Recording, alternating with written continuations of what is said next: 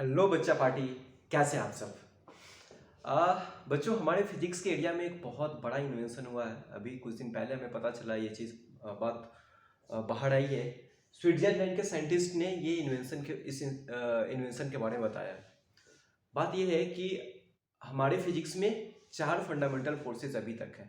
मतलब कि इन 4 फोर्सेस का यूज करके हम अपने पूरे फिजिक्स को कंप्लीट करते हैं। मतलब कि अब अभी तक जो हम पढ़ रहे हैं, जितना हम लोग IIT, जेई एडवांस, नीट और फिर बाकी जहाँ भी हम इसरो या फिर कहीं और के लिए पढ़ाई करते हैं, प्रिपरेशन करते हैं, उसमें बस 4 फोर्सेस के बारे में ही हमें पढ़ना है।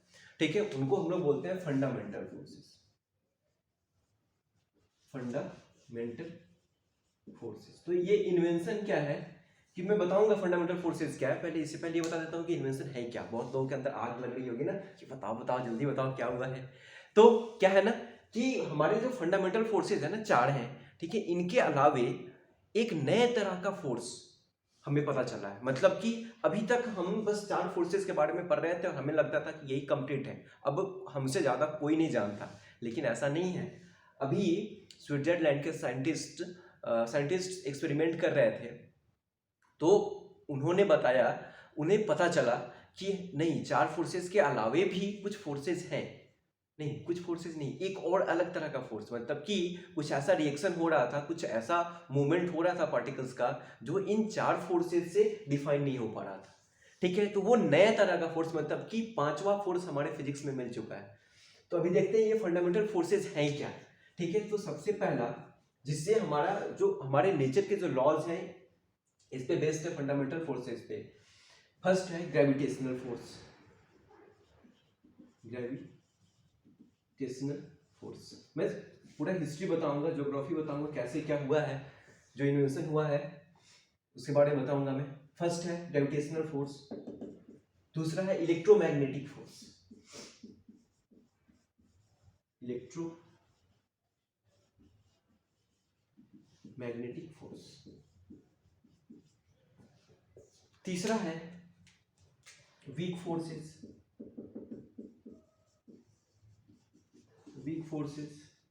और फोर्थ है स्ट्रॉन्ग फोर्सेस।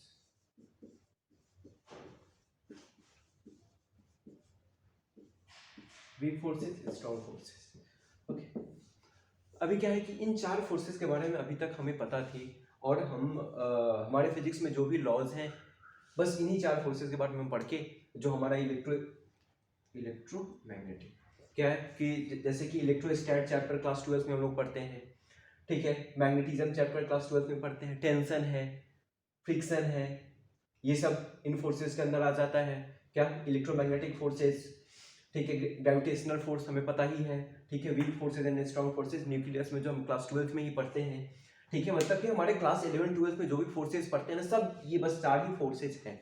ठीक है, लेकिन एक्चुअली एक एक्सपेरिमेंट किया गया और डिवाइस यूज किया गया, जो हमारे अर्थ पर अभी तक का सबसे बड़ा डिवाइस है और सबसे ज्यादा एक्सेलरेटर है, सबसे बड़ा एक्सेलरेटर है। एक्सेलरेटर मतलब जो गाड़ी में ना एक्सेलरेटर, बाइक में एक्सेलरेट करते हैं ना, वैसा ही कुछ एक्सेलरेटर है। क्या है कि इसको मिटा देता हूं मैं।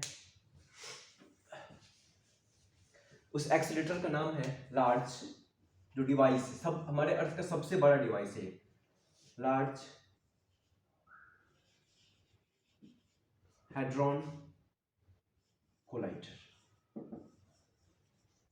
ये क्या करता है ना, ये लगभग 27 किलोमीटर, लगभग 27 किलोमीटर रेडियस में ये बना, ये डिस्टेंस इतना लंबा है, इतना लेंथ का, 27 किलोमीटर लेंथ का ये कोलाइडर है। मतलब कि ये एक डिवाइस है।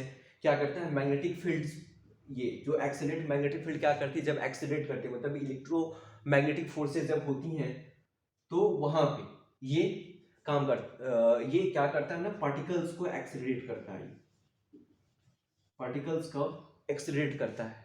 ठीक है, हमारे अर्थ पे सबसे बड़ा एक्सीलरेटर यही है अभी, लार्ज हैड्रॉन कोलाइडर। ये पार्टिकल्स को एक्सीलरेट करता है, मतलब कि क्या होगा कि ये पार्टिकल्स को बहुत हाई स्पीड पे लेके चल, एक्सीलरेशन मतलब क्या हुआ, लगातार वेलोसिटी का बढ़ना, मतलब पहले 2 मीटर पर सेकंड था, फिर 3, फिर 4, 5, 6, 10, 15 करते करते 1000, 2000, 3000, 4000 ऐसे लगातार वेलोसिटी का बढ़ना, दैट इज एक्सेलरेशन। तो क्या होगा कि पार्टिकल्स का वेलोसिटी लगातार बढ़ा सकता है। ये लार्ज हैड्रॉन कोलाइडर डिवाइस का नाम है। लगभग 27 किलोमीटर लेंथ का ये डिवाइस होता है, हमारे अर्थ का सबसे बड़ा डिवाइस है ये। तो क्या होगा ना कि इसका यूज करके ये पार्टिकल्स को एक्सेलरेट कराया जाता है। और क्या किया जाता है ना कि जैसे कि एक पार्टिकल है, दूसरा पार्टिकल है, एक इसको एक्सेलरेट कराया गया, दूसरे को एक्सेलरेट कराया गया और कोलाइड कराया जाता है। मतलब इसके अंदर कोलिजन भी होता है, पार्टिकल्स का कोलिजन भी होता है।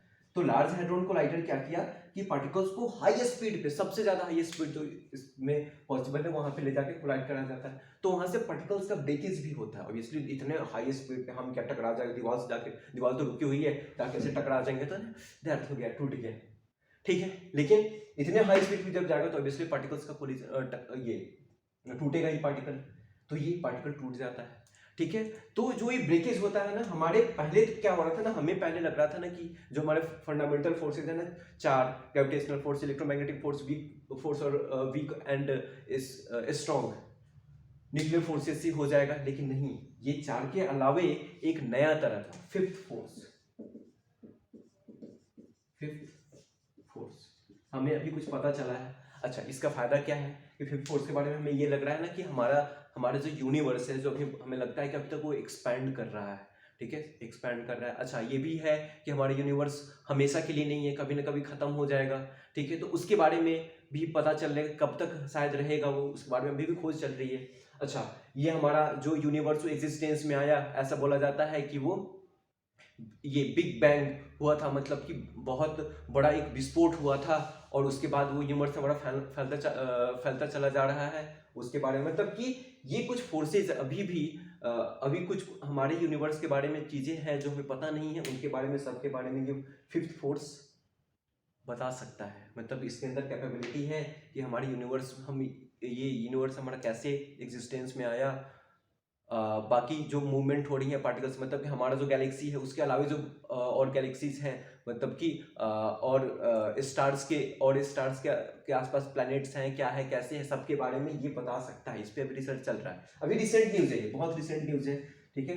फिफ्थ फोर्सेस के बारे में ज़्यादा इंफॉर्मेशन दिया नहीं गया है, हमारे इंडिया के भी साइंटिस्ट हैं उसमें एक, ठीक है।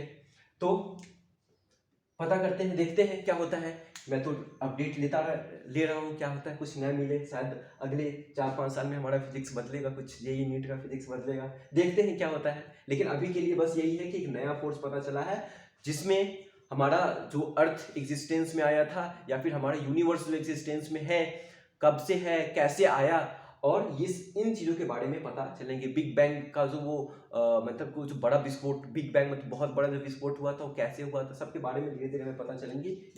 फिफ्थ फोर्स के बारे में बस यही न्यूज़ था। डिवाइस है लार्ज हैड्रॉन कोलाइडर, तो अभी आगे धीरे धीरे पता चलेगा, फिर देखते हैं क्या क्या होता है आगे। कुछ न्यूज़ पता चलता है, कुछ नया फोर्स मिलता है, फिजिक्स में कुछ बड़ा चेंज होता है, तो फिर मिलेंगे हम लोग। ओके, अभी के लिए धन्यवाद।